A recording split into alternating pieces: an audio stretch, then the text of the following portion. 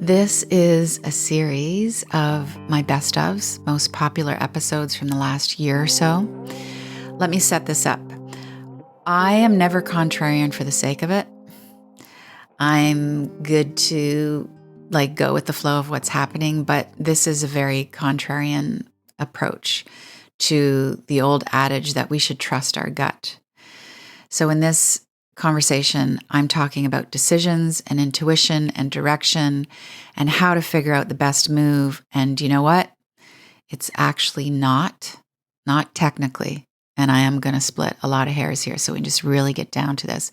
It's actually not about following your gut. So just keep listening and you will hear why. I'm here for higher love. Today's episode is why you should not trust your gut. Hello, my loves. This is one of my favorite contrarian conversations. We're going to flip the ideology of trusting our gut instincts into something way more better and higher. And one of my least favorite behaviors in people is contrarianism. But I think there's a light side to it and there's a shadow side to being a contrarian. The light side is you are alert and conscious and you are walking through the world as a discerning being, and the world right now is wacky freaking Wednesday. And so you pointing out what sanity is contrary to the insanity that we're living in. So I'm so down with that. And I am often that kind of contrary person.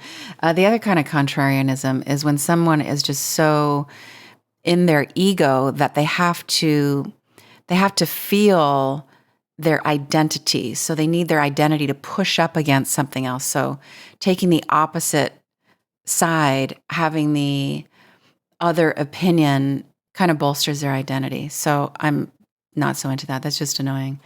I don't know which of these kind of contrarianists I'm going to be today, but I have a suggestion that is counterculture. I don't think you should trust your gut when you're making decisions. Here's why. Let me start with a question. What's the most valuable, powerful thing you have going for you? I'll give you a second. Powerful, valuable, infinite supply, okay? It's the gold. What is it? It's you. It's your inner light. It's your true you. It's your divinity. It's your essence. It's your soul connection. It's your heart intelligence.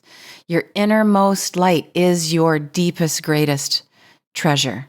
That's it. That's the real stuff. The capital real substance. What's the best thing you have going for you? The real you. Okay. So let's talk about how the original you, the Buddha nature you, the Christ consciousness you, the heart intelligence of you actually works. There's a mechanism to it. So, and really this is a conversation about what's smart and what's not. So are we looking at gut? Are we looking at impulses? Are we following signs?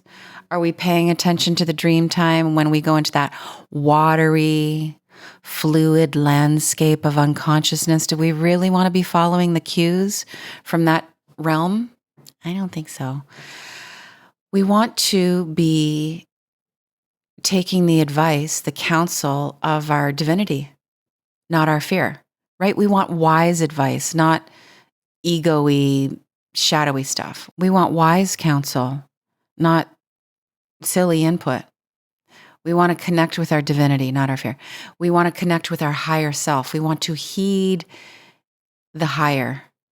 We don't want to take direction from our inner mean girl.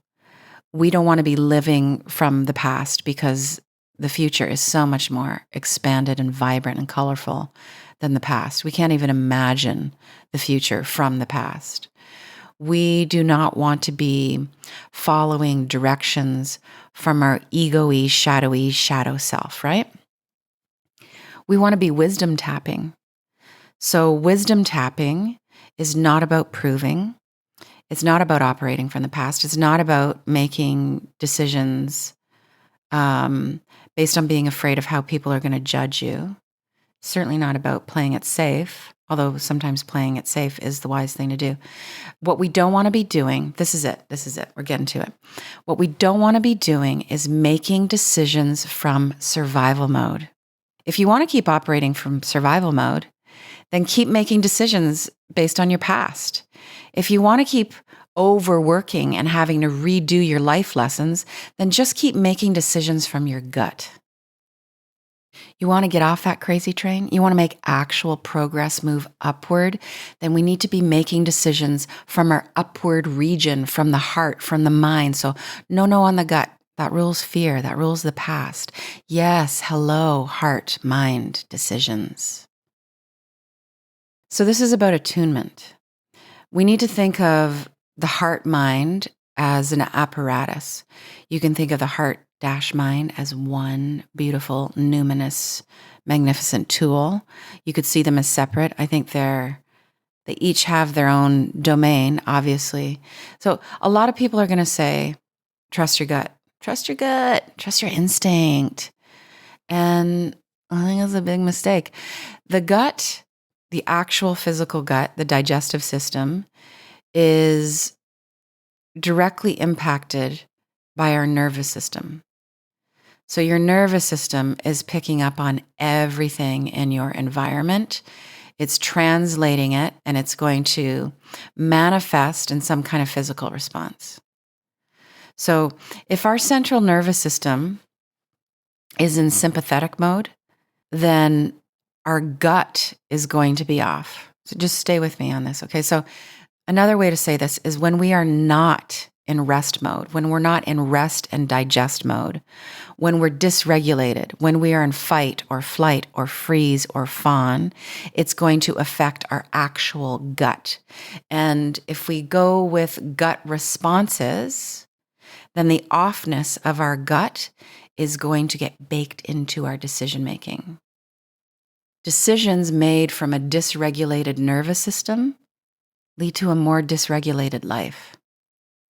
When the inner is wobbly and disjointed, the outer is going to be wobbly and disjointed. So when we've got that pressurized nervous system, when the central nervous system is wigging, it's going to create like this static in our inner channels. So we get physical static, we get emotional static, we get mental static. Here, I put this in the most practical way. When our digestive system is off, our answers are going to be off. So trusting the gut can come with a price.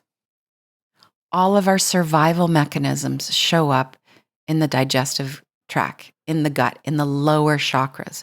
So those lower chakras, first, second, and third, those are all about feelings and emotions. That's where the unconsciousness hangs out, the subconscious self, the shadowy stuff, the dark stuff, the things we haven't dealt with, the things hiding in the darkness. Do you want those gremlins to be telling you what to do? No.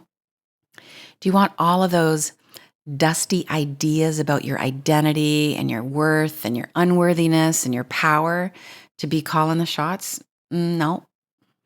All of our trauma hangs out in those lower chakras. The childhood trauma, the sexual trauma, any form of significant neglect, abuse, mismanagement, all hangs out in that lower region, in the gut area. And until we heal it, we're going to have this backup of energy. And that backup creates distortion. It creates lack of clarity. And there's lots of medical research now to back this up, that gut health that's off leads to thinking that is off. A clogged gut leads to brain fog.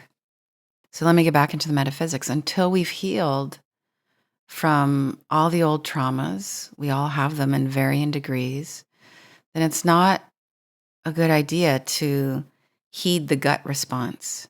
We don't want to be going to our emotions and our impulsive feelings, and we definitely don't want to be going to our history with the important questions. Okay, so no on the gut.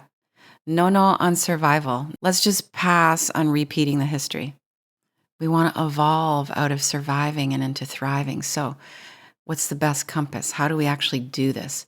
The decisions, the intuition, the direction. Do we go right? Do we go left? What's the next best move? Where do we refer to? We head north. Go north, my love. You're going to tune into your crown chakra. You're moving higher. The crown chakra, the center of the top of your head. Why? Because that's the highest seat of the soul. You are going to refer to your heart center, to your heart chakra. Why? Because that's also the seat of the soul. Heart mind, heart intelligence. Love first, then the strategy. So we're upgrading. We're moving from the gut, moving up to the heart.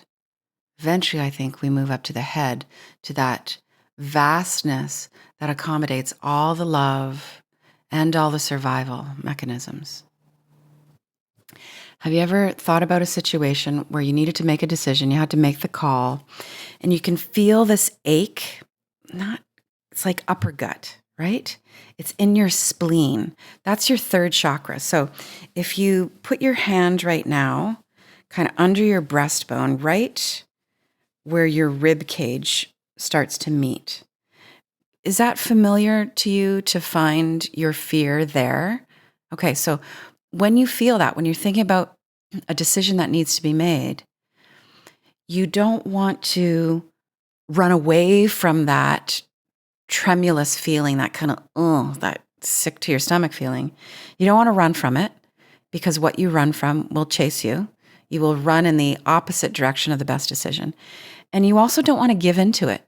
You don't want to say to that fear, like, what do you want to do? Why would you be asking your fear what it wants to do? You want to be asking your love what it wants to do, your true power, your inclusiveness, your grandeur, your inner parent, your inner light, your higher consciousness. Hey, what do you want to do? You be my counsel. And of course, you do this in the most practical, simple way. You bring into the center of your mind or the center of your heart. I prefer to work in the heart area. The decision. I mean, how we often do this in our Heart Center membership workshops is I guide people to let their mind, their thought form, the sentence that's in their head, drop down ever so gently into the cave of their heart, your heart chakra, that place that is warm, friendly, and luminous. You let the decision rest in that golden quality where everything is really vibing high. Everything's in. It's vast, it's unconditional, it's queen, it's king, it's wise. That's your counsel. And that counsel is interested in expansion and divine love and nurturing and ease. That advice is going to point to goodwill, abundance, prosperity, loving kindness, resilience, rather than fear and performance and judgment and running scared and overworking and grind culture. I mean, really, I think decisions that come from that gut level, that instinct, that survival, are decisions that, when they accumulate, lead to our burnout and disconnection with our heart. Okay, so you're going to see that decision in your heart center, or you're going to see that decision hovering above your crown chakra, hovers above your head. And you're going to think from there. You're going to contemplate from those higher places. And this is what happens when you get in the habit of doing this over and over again. You keep going back to the heart. You keep going back to your crown. You're going to notice a few things. You're going to be able to regulate your nervous system much more quickly. You are literally getting yourself out of survival mode and into wisdom. And your entire system is going to feel the relief of that, the steadiness of that. So that means with so much more ease, you're going to be able to go from fight mode into harmony. You will be able to get from flighting into curiosity. And instead of staying frozen in the freeze mode, That regulation is going to help you be more expressive, movement, dynamism, moving forward. And instead of fawning, you're going to be in that place of, I would say the opposite of the fawn stress response is agency. You're not kissing up to anybody. You're not freaked out that you're not going to get the comfort that you deserve. You are in trusting agency. You have the capacity. You trust the person in front of you. No need to kiss up. When you continuously, as a spiritual practice, refer to your heart or your crown for your decision making, you're going to get answers that are a lot more refined. They're going to be inclusive. They will take into consideration your benefit and everybody else's benefit and the potential harm to you and your life and anybody around you. You're going to have physical effects. Your digestion, your central nervous system is not going to be as bunged up, you could say. You continue to practice referring to your heart or your crown, your referencing is going to become more refined. You're going to ask higher quality questions when you refer to your higher self on a regular basis, more refined, wiser. Like you're going to come to your own wisdom with wisdom, you know? Your questions will become more inclusive. You're going to more automatically consider the potential benefit and harm to yourself and others with your decision making. And you will realize it's going to be slow, but it's going to be steady and it's going to be certain. It's going to be inevitable. You will realize why you are here on the planet in this body. Bring your decisions over and over again to your heart center, to your crown center, and you will really start to get clear about why you're on the planet. This actually gets really roomy, right? You know, you live the questions, you live them now. And you become the embodiment of the answer. And the embodiment of the answer is love. Love is always the answer. You embody the virtue of divine love and compassion and forgiving and resilience and loving kindness. Why?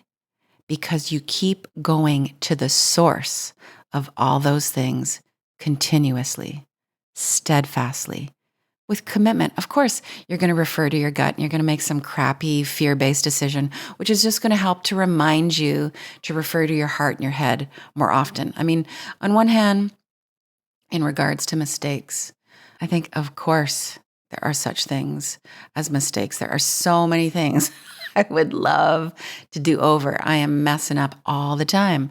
But really, really, in the grand scheme, I think every so-called mistake is just a little pointer, little reminder, hey, it's me, it's your heart. Hey, me, it's your higher queen, king wisdom. Remember? Okay, now you remember. You just bring the decision to us. You don't need no influencer. You might not even need no life coach. You certainly don't necessarily need a religion, a 10-step program, even a lineage to keep you on the track of survival. Yeah. Just keep going to the source of beauty, of wisdom, of compassion, of loving kindness, and all of those qualities, those vibrations that come from divine love itself start to permeate every aspect of your being. Keep going to the well and you become more well in your thoughts, in your speech, in your actions, in every single decision. I mean, bless your gut. We need it. It's all about integration, but we're not here to survive. We've come here to thrive. All right, my loves, if you are trusting your heart and your crown, if you are interested in being the light where there is darkness, the common sense where we have clearly lost our minds, the sanity where it's just bonkersville, then I will be back here for you next Wednesday with another episode. If there's any comfort here, if you want to bake some encouragement into the algorithm, please go leave a review. most definitely make sure that you are subscribed wherever you listen to podcasts. I am so glad you're here. Here's to us, the seats of our souls. Sometimes it feels like we're just getting by from the seat of our pants. I will be here for you next Wednesday. With love, Danielle.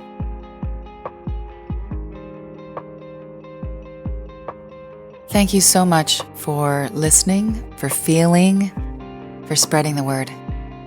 With love.